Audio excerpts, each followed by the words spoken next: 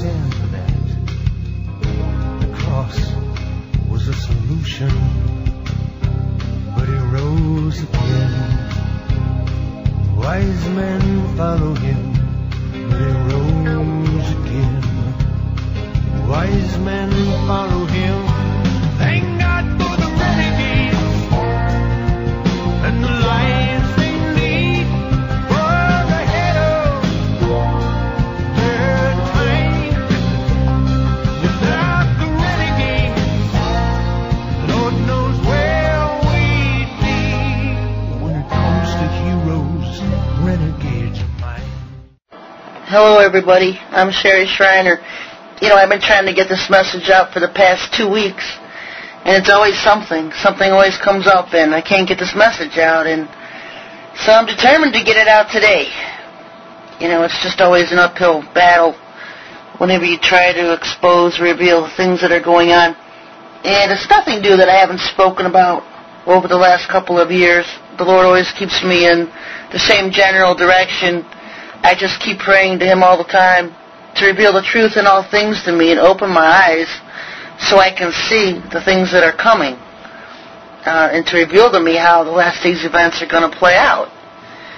And so through that, I just keep staying in the same areas over and over and over again. And I keep thinking, well, if I keep praying that, He'll open up some new some new information to me.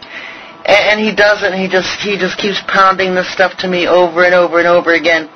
So I know the relevance of the last days, it has to be the top in total relevance of the last days, or He wouldn't be leading me down bunny trails away from the truth when I'm praying for the truth.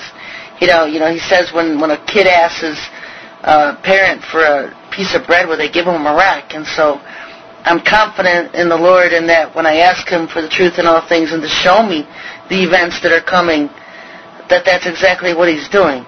You know, it's just been years now, and it's just the same stuff. Every once in a while, I'll see a new twist. I'll get a little bit more information added on to what I already knew or know at the time. And so it's just, it might sound repetitive, it might sound redundant, but it's just where the Lord always has me. You know, I know a lot of people this month in particular wanting to know what's going to happen. This is May. So many front runners out there declaring all these disasters and catastrophes are going to happen.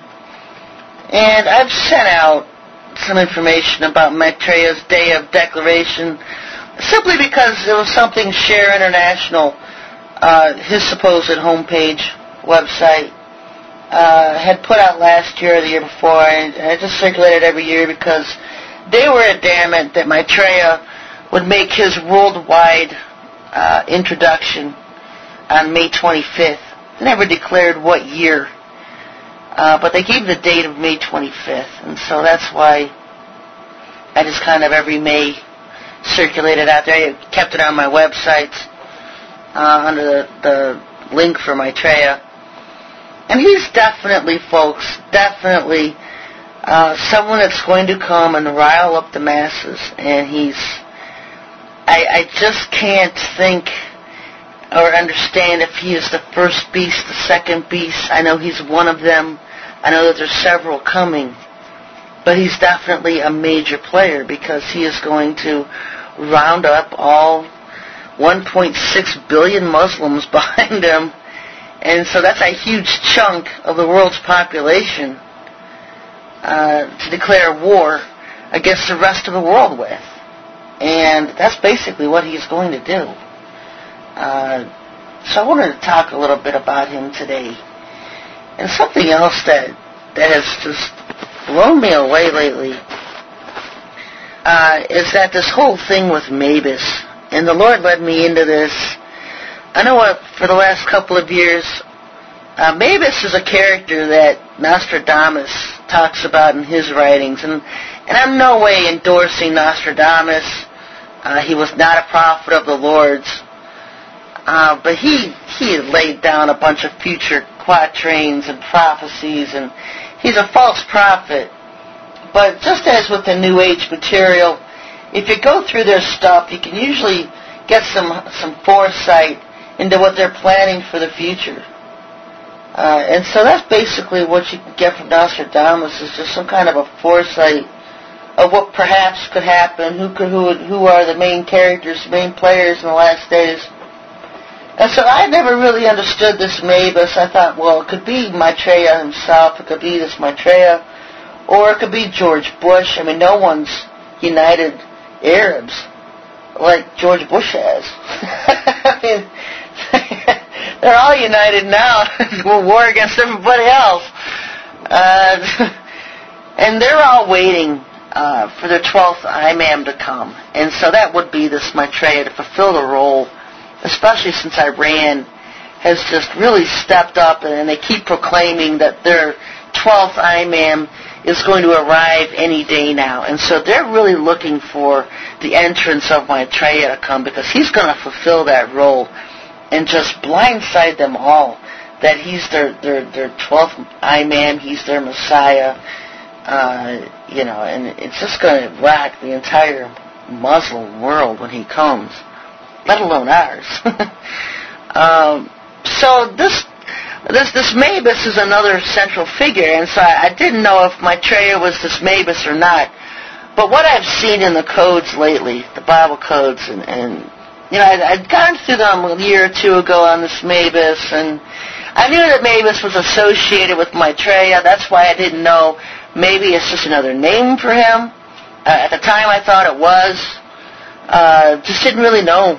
And so that's something the Lord has been pointing out to me lately, is that Mabus and Maitreya are two different people. If you read Nostradamus' writings, he talks about how this Mabus is killed. And when Mabus is killed, a comet will strike the earth. And some other people have gone so far as to interpret Nostradamus' writings or misinterpret them, because I know that they're at odds with some of the things the Bible Code says about Mabus. But they talk about a 500-day famine following the death of Mabus, that it's a worldwide uproar with the death of Mabus. So we have to look at who is this Mabus, and why do they cause such an uproar when this Mabus dies? Is this Mabus a good person? And if so, why would what does it have to do with Maitreya? And so that's something the Lord has been showing me. And this Mabus is an opponent of Maitreya's. They are two head-to-head opposite enemies. And so Mabus is nothing like Maitreya. Mabus is Maitreya's number one opponent. They hate each other. They're at war against each other.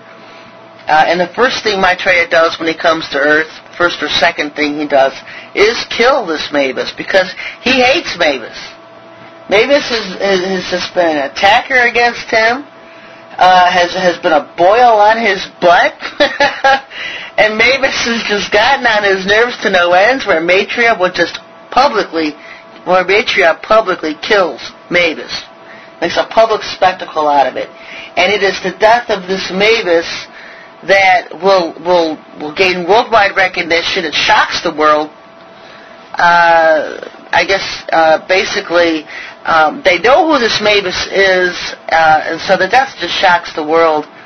And that leads into one thing after the next. Of course, the Lord's judgment on earth for Maitreya killing Mabus.